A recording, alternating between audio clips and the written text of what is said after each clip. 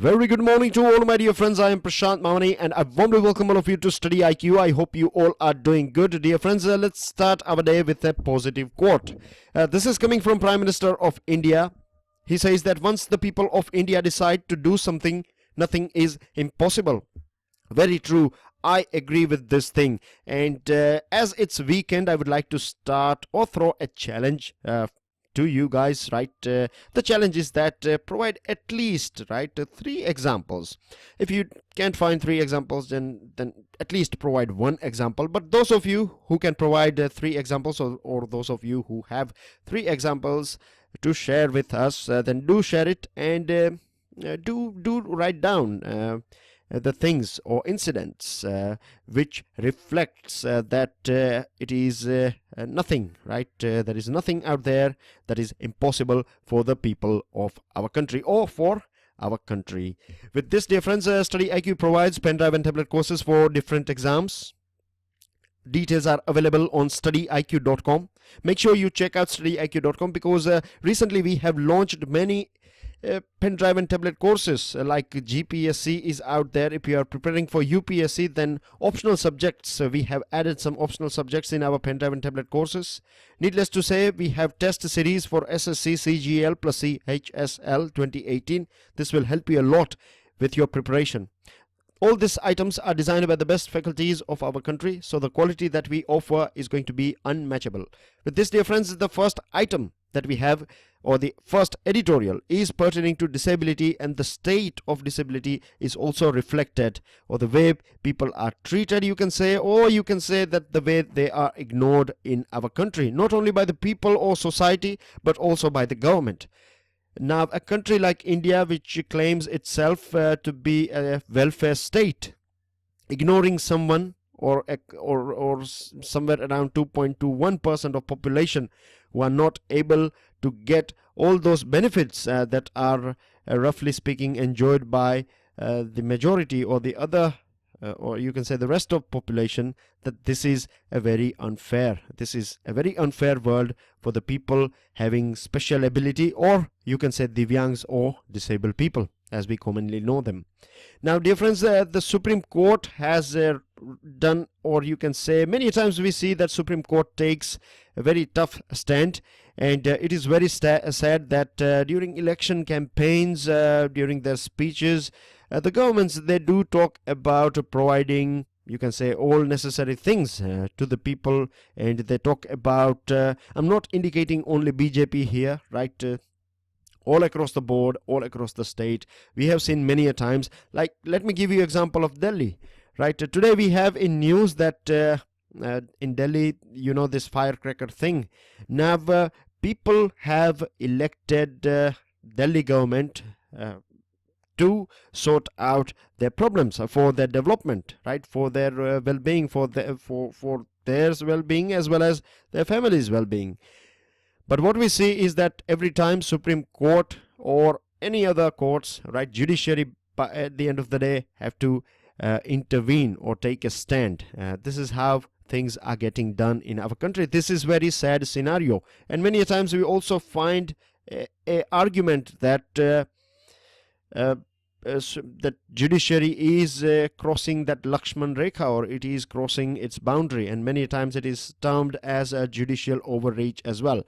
But here what we can see is the Supreme Court has set a deadline for the central as well as state governments by June 2019, so 1 year and 6 months to go.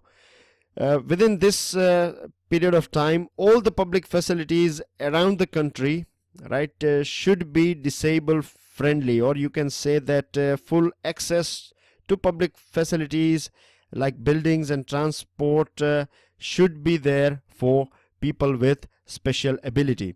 Now, I would request you guys to think about this thing, right? This is not only about people who are on wheelchair. That is one of the most visible thing, I believe.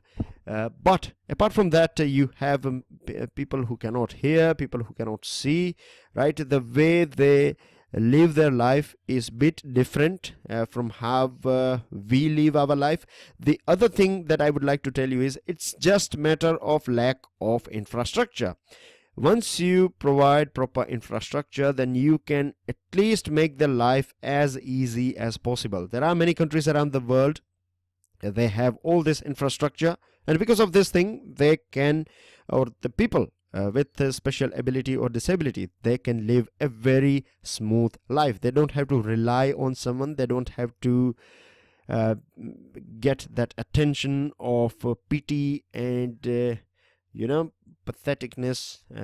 Generally speaking, people, when they see someone in a helpless state, then we say this is very sad, or is that sort of pity. That is something that they don't require, right? We need to make them independent, and one of the way to do it is providing them infrastructure facilities. Now, from last 2 decades, we have laws, rules and regulation, everything is there, but what we see is lack of implementation. Here and there we have some civil servants who are sensitive enough to take bold steps, but if you go to universities, if you go to other places, you find that it is nearly impossible for people with special abilities or divyangs to access them. I have been to many theaters, and many times I was wondering that a friend of mine, he is a divyang, so whenever I visit this sort of place, I see it from his perspective. I think that whether he would be able to reach or have a sort of access in this building or not.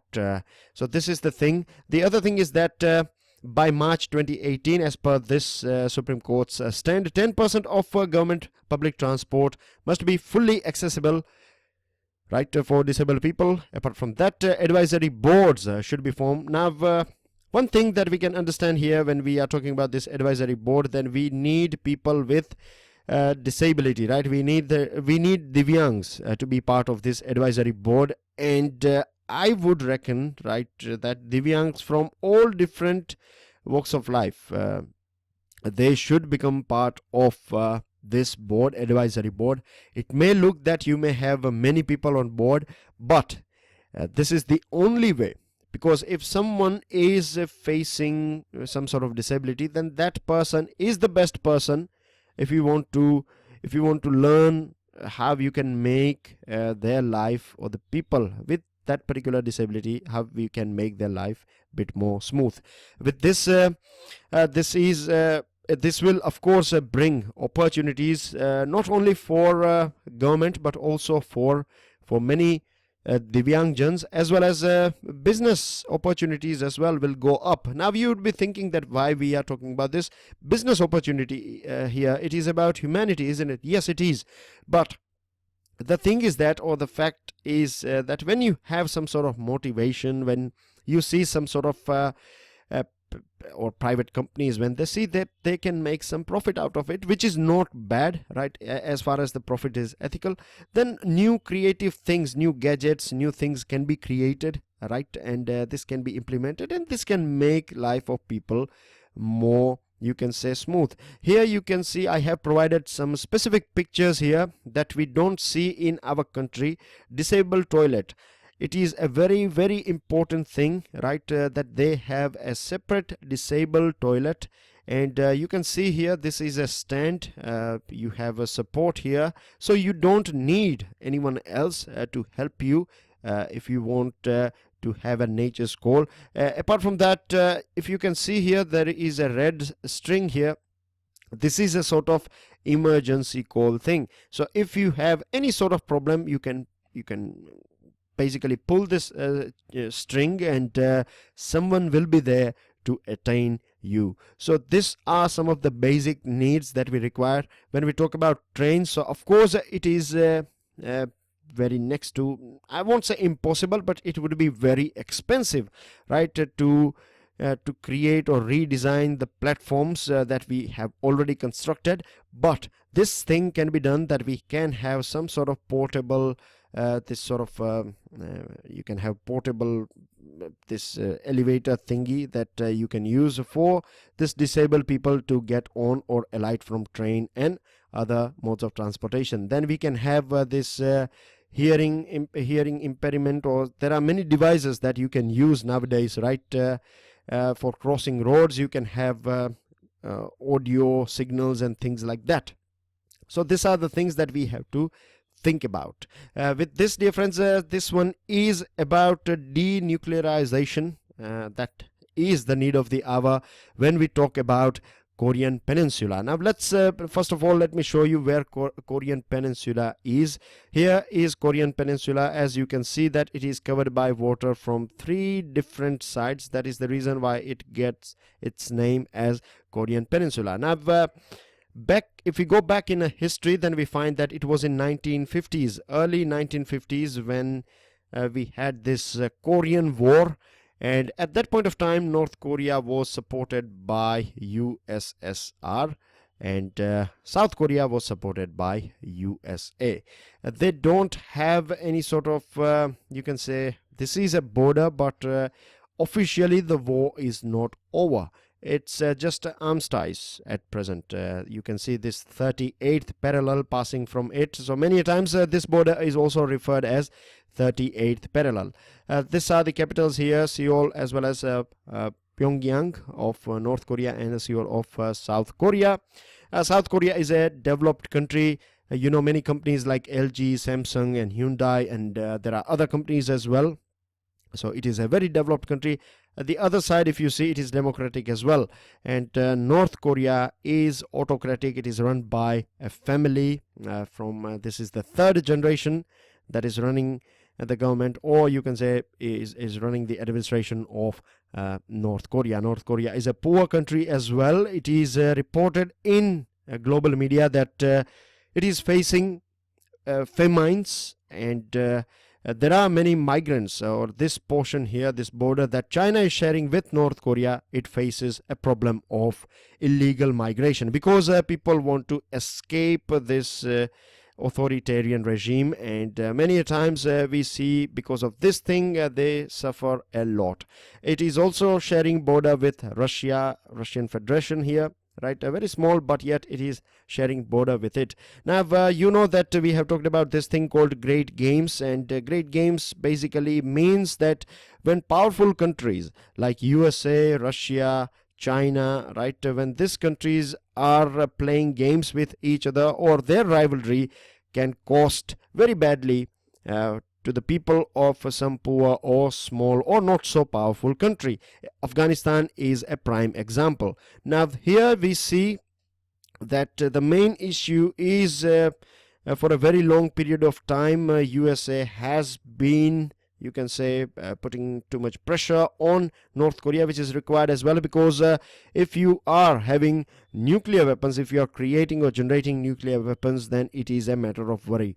Now it is believed, or it is said as per the media reports, that it is China that supported North Korea in developing its nuclear weapons, right? The other thing is that whenever USA is talking about North Korea, at that point of time China and Russia together they resist, and they talk about dropping this military exercises so that we can take North Korea on board. Nowadays we have Mr. Trump in White House, and recently the steps that are taken by Mr. Trump has also created a sort of hostility, or you can say lack of trust. Of course North Korea was not trusting the world community that much, but now it has some good examples in its side. It can talk about, or it can highlight this Iran nuclear deal that has been cancelled by USA. So these are the things that is creating, or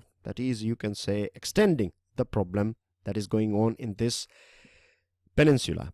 Now a joint military exercise between South Korea and USA is going on for a very long period of time, and this was considered, Beijing or China suggested that they should drop this joint military exercise so that they can persuade this Pyongyang or North Korea to take part in some sort of discussions. China was also worried about this third system, which it believed can snoop on its security infrastructure.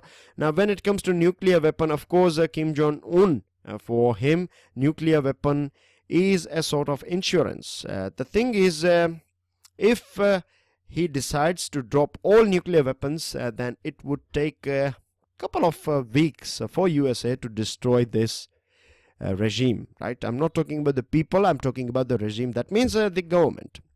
But as he is having nuclear weapons, it works as a deterrence, right? You cannot expect, or one thing is for sure, that you won't be attacked as far as you have nuclear weapons. And Iraq is a good example. Iraq was not having this sort of things, and it is believed, this is the belief of this Kim Jong-un, that if Iraq would be having weapons, then that country won't be attacked by USA.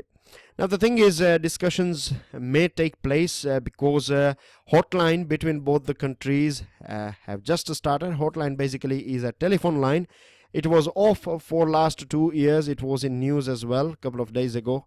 That hotline has started between two countries, and it is a good news, right? So now Mr. Moon, who is the Prime Minister of North Korea, has decided to drop this military exercise that it conducts with USA for a bit of time, and this has made China a bit happy. China also does not want a country that is pro-USA to share a border with it. Of course, Russia as well does not want a country that is pro-USA to share a border with it. So here, for them, it is better that Kim Jong-un owns the administration of this country, and they are using this thing to win some points as well, to create some pressure on US as well. So this sort of tactics are going on, but at the end of the day, we have to ensure that we don't have any sort of nuclear weapons. They can play and they can push each other, they can do arm twisting and things like that, but they have to rein in North Korea, because the way it has demonstrated, or the way it is projecting itself, or the things that are conducted by North Korea, is very dangerous thing.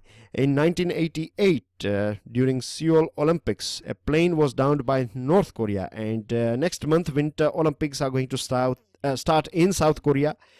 So South Korea and the world community wants a peaceful thing, or peace around this Winter Olympics, and one of the best way to do this thing is to ensure that North Korean players do take part in this game. So let's wait and watch. I hope things are a bit clear, and starting from very basic, I have covered the things that are going on around with this particular issue. This one is about adultery.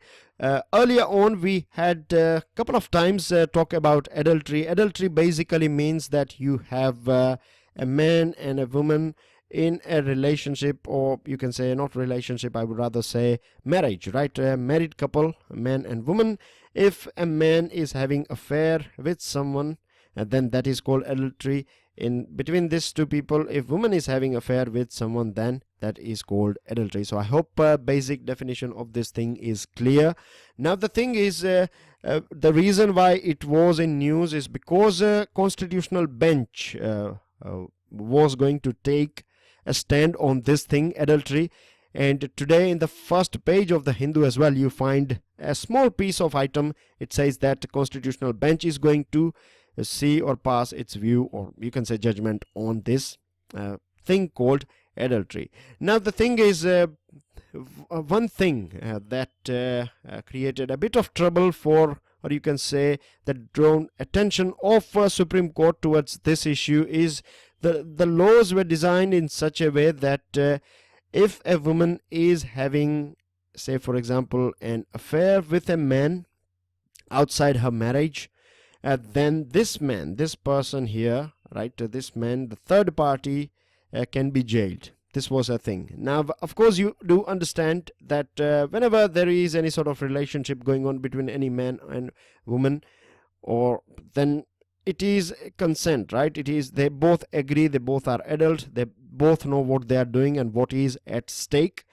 So there is no point of you can say just blaming this person here. Both are equal participant in this thing.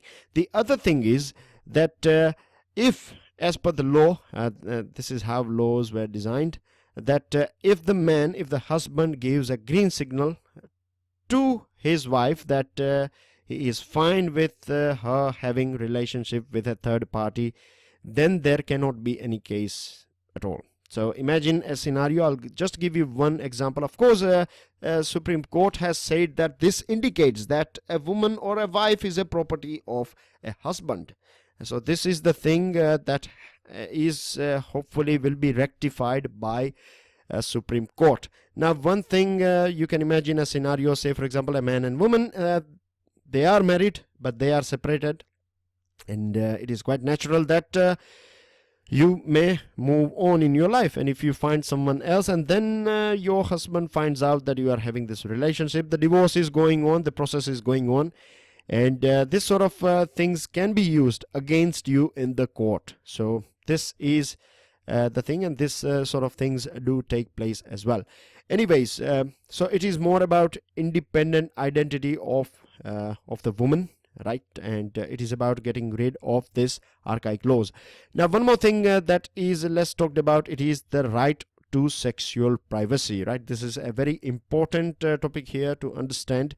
Now, one thing is there, and I'm sure all agree on this thing, that of course when you are married to someone, then you expect loyalty, right? Any sort of adultery will not be accepted by anyone. It is quite natural, because you cannot trust that person, may it be man or woman. You cannot trust that person with your kids, with your family, with money, with other things, right? So adultery can be used, right, for or it can be a ground for divorce, right? It would be legitimate for a person to claim a divorce if he or she finds that his or her spouse is conducting adultery. So this is quite natural. So this should be there. But one thing that should not be included in this thing is sending someone behind the bars, right? Or making or criminalizing this thing. It may sound a bit odd, but if you sit down and think, then it is better to move on, right? It is better to separate from that person, or it is better to end up with a divorce rather than of course when relationships does not work out, then both are equally responsible.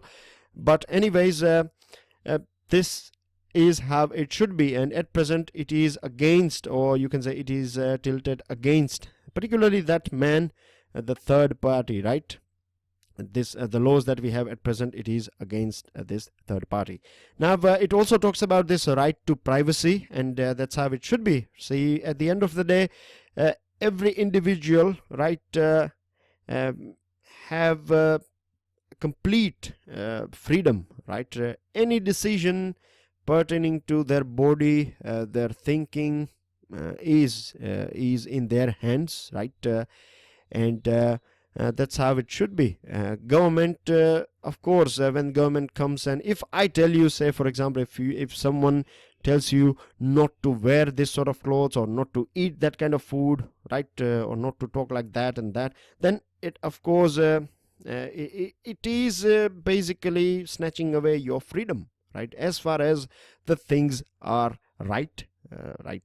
When I say right, I mean to say that using our common sense, we know what is working and what is not working for us, or in a society, right? And many a times we also find that some things that society keeps us to do are also not right. So individual choice should be above, and that's what Constitution also talks about, right? That's what our Constitution is for, that if one person, right, if one person is right, and if the whole society is wrong, then this person will be protected. That's you can say the crux of our Constitution as well. If we see European countries, then they have eliminated this criminalization of adultery. In South America as well, USA and United Nations has also talked about this in 2012, that we should get rid of this penalizing adultery.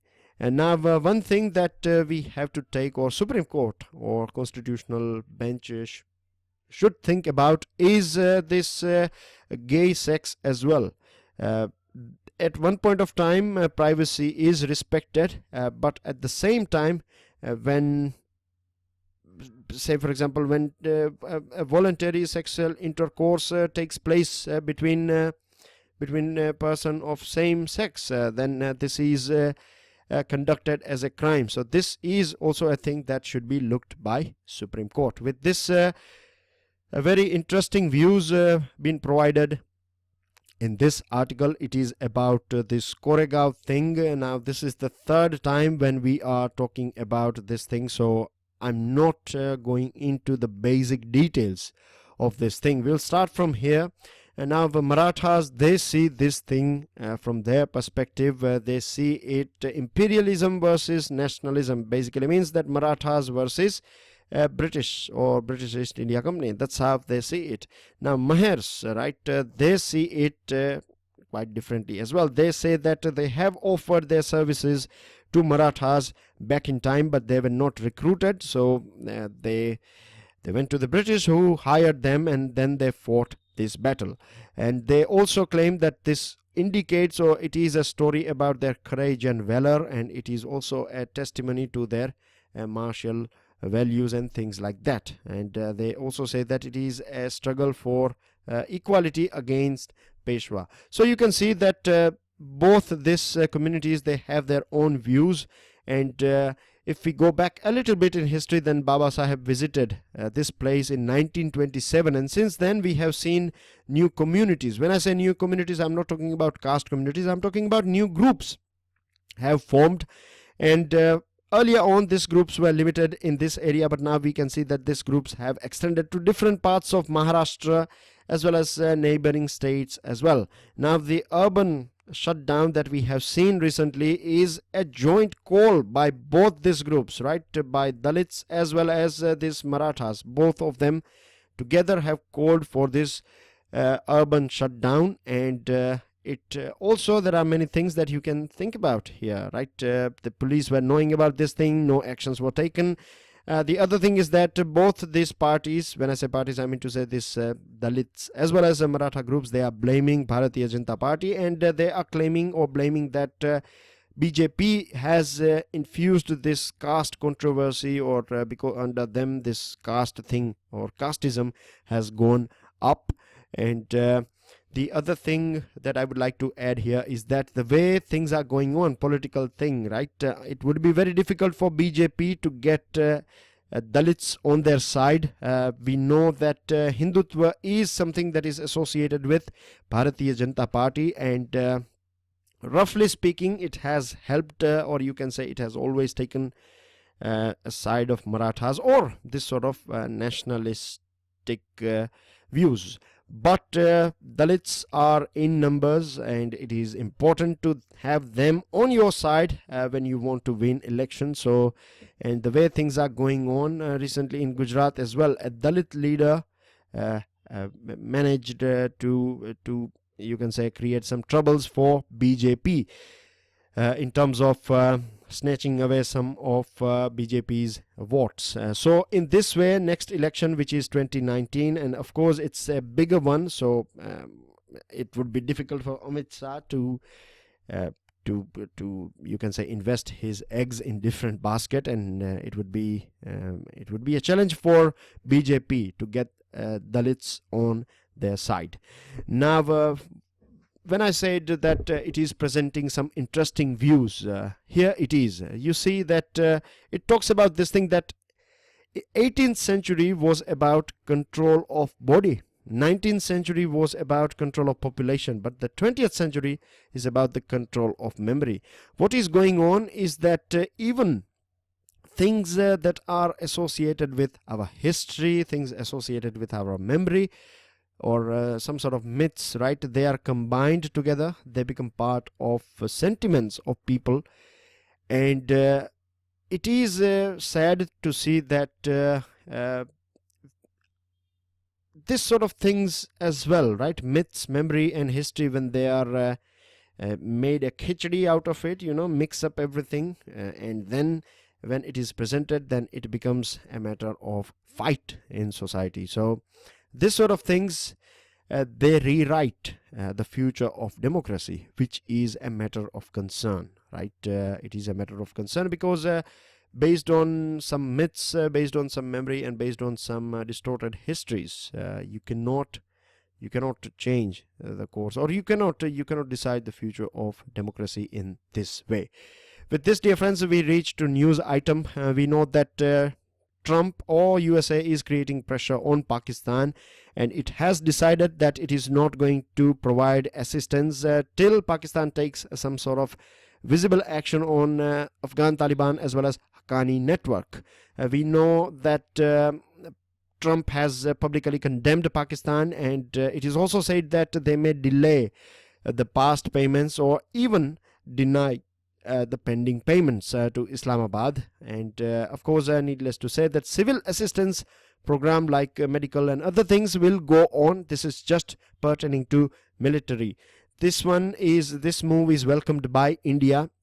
India has said that we are not going to issue any sort of public statement because it is something that is bilateral between USA and Pakistan. So it is just going to wait and watch. Of course, we know that if terrorism is being curbed in Pakistan, then this is eventually going to, or you can say not eventually, but directly it is going to have some positive impact in our national security. This one is about again Pakistan, and government in parliament has said that we are in touch, regular contact with Pakistan, and we have been discussing terrorism and cross-border violence. It is good that under this sort of pressure time as well, we are able to continue with the communication with Pakistan, and respective diplomatic missions and other contacts are working on to ensure that things are peaceful. See, this is the thing, you cannot give up. You have to constantly keep on trying, and it is not the only way. There are multiple ways. On all fronts you have to work when you are dealing with a neighbor. The other thing is that one thing is clear, that we cannot go ahead, or cordial relationship won't be visible until and unless environment free from terror and violence is being created and provided by Pakistan. Central Statistic Office is out with some figures. GDP growth is going to be slow when you compare it. I have got this picture not from Hindu but from a financial paper for you guys. It is a bit more explanatory in terms and easy to understand as well.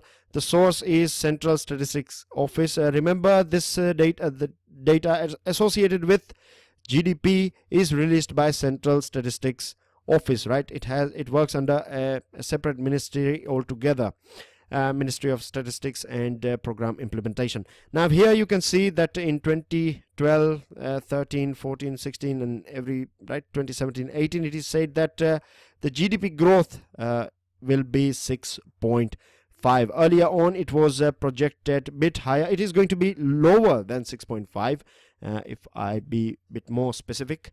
Then it was projected by Economic Survey that it is going to be somewhere between 6.5 to 7 or something.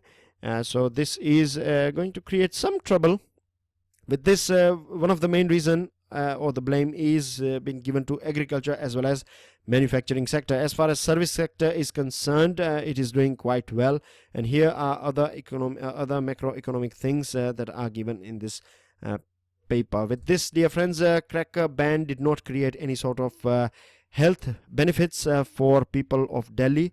This has been said by this Central Pollution Control Board in a report that is submitted to the Supreme Court. It said that there is no sort of visual, or you can say drastic drop in pollution when during this Deepavali time, when the firecrackers were banned. This indicates that this is a very serious thing. Now some news pertaining to winter session. Winter session is over, and it is claimed by the government that it has been productive. You can see that two important bills are not passed. One is pertaining to Constitution Amendment, 123rd Amendment, and it is pertaining to OBC Commission. One is regarding this triple talaq thing, and Venkaiah Naidu ji has said that introspection should be conducted by the members, because the way disturbing the house and protesting and things are going on, it is sad that we have lost 34 hours which could be used for nation building. Now here is very important statement or paragraph. He has defined what parliament is all about. I'm going to quickly read it out for you, and I believe that these are very important lines, and you can use it for your mains examination, because you find this sort of questions every year. Now, he has said that parliament was a political institution. It cannot be an extension of politics in its typical sense, which is marked by deep divisions and acrimony. Parliament is an important institution for furthering the shared socio-economic goals of the nation, critical to fulfilling the aspirations of citizens. Right? And if you don't understand, then I would rather ask you guys to read it again. Right? And I'm sure this is very simple lines, but helps you a lot in understanding what parliament is all about. So when you are reading Lok Sabha and Rajya Sabha and parliament in your books, political science books, then do think about this thing as well. Do try to add this thing and think about the importance of parliament. Here is a sort of facts and figures regarding this session of parliament. You can see there were 13 sittings over a period of 22 days. 13 bills are passed, 9 in Rajya Sabha, and 12 bills are passed by both the houses. When I say 13 bills are passed by Lok Sabha. Government introduced 17 bills in Lok Sabha, and here are some productivity figures. With this, dear friends, lawmakers have opposed this H1B curb plan of Trump. If this curb plan is implemented, then roughly speaking 5 lakh to 7 lakh 50,000 Indian Americans will face deportation or self-deportation, and this is going to hurt American economy more, because the new or fresh talent that America has always attracted will be lost, and innovation and creativity and productivity, these sort of things can have a sort of negative impact. With this difference, these are your answers. Swami Dayanand Saraswati, Bal Gangadhar Tilak and Park Strait. These are your questions of the day. A statute or status, I think I have made a mistake here. Anyways, the statue of a bearded man was found at Harappa, Mohenjo-daro, Lothal or Kot DG, who presided over the 4th Buddhist Council in Kashmir. Ashwa Ghosh, Vasumitra, Upgupta or Mahakashyap. Where is Mahayana Buddhism not so popular? Central Asia, China, Japan or Ceylon? With this, dear friends, don't forget to check out StudyIQ.com for pen, tab and tablet courses. Make sure you subscribe to our YouTube channel, turn the notification bell on, and you will be notified by the YouTube every time we upload a very interesting and informative video for you guys. With this, you can download this PDF from my Facebook page, which is Prashant T. Mamani, and our Telegram channel as well. You can motivate us, cheer us by giving us your like, and I would be eagerly waiting for your answers for the questions that have been asked to you today. Enjoy your studies. Jai Hind.